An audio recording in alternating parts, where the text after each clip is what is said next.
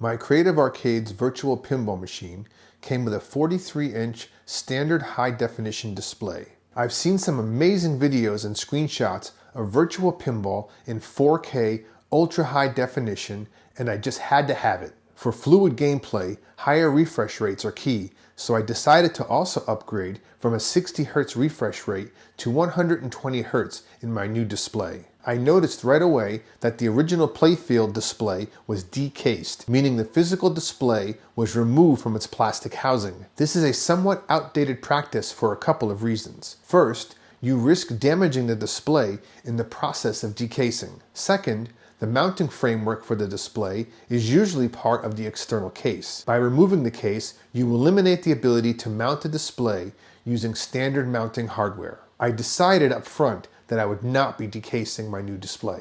I purchased a 43-inch Sony Bravia 4K TV from Facebook Marketplace for $400.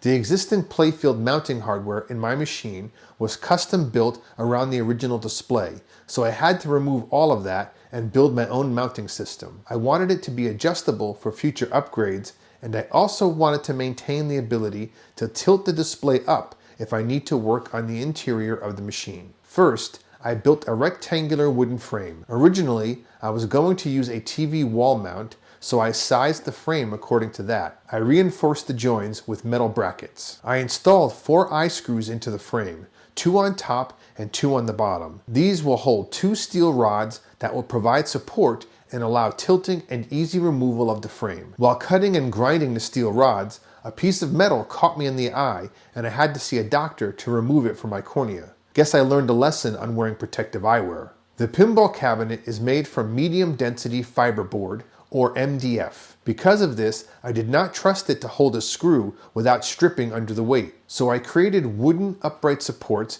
and bolted them through the cabinet. The steel rods sit on the uprights, holding the frame in place. There is slack on either side of the frame, allowing me to slide it left and right as needed to accommodate a wide range of displays. I mounted the TV wall mount and quickly realized it wasn't going to work. The wall mount assumes that you are mounting vertically, so it only secures the TV against gravity. If I were to tilt the TV upright, however, it could fall off the mount. I decided to create my own mount instead. The TV uses a standard 200mm mounting pattern. I couldn't find a template online, so I made my own using GIMP. I made a 200 by 200mm square and carefully marked the corners. This is where the mounting bolt holes will go. I created countersunk holes to accommodate the mounting bolts plus washers. I was originally going to create channels in the mounting board to allow the TV to slide up and down for adjusting in the cabinet. Using my Dremel tool and router attachment, I got most of the way through the job when the wood cracked. Apparently, it's not very strong wood. So I moved on to plan B, which was to use fixed screws on the mounting board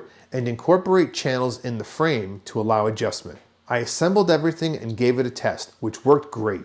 I installed the TV and mount into the cabinet and the fit was good. Even the tilt feature worked. One thing I forgot to mention was that I recessed the display into the cabinet. The original display was right under the tempered glass, which made it seem more like a video game. By recessing the display, the added depth gives it a more authentic pinball look. A lot of people use this space to add LED lighting effects along the sides and back. I'm not sure if I'll pursue that for my cabinet. The upgrade is done and the new display is amazing. The 120 Hz refresh rate is a game changer. In my next video, I'm going to convert the classic 4:1 aspect ratio slim DMD to a modern 16:9 aspect ratio full DMD.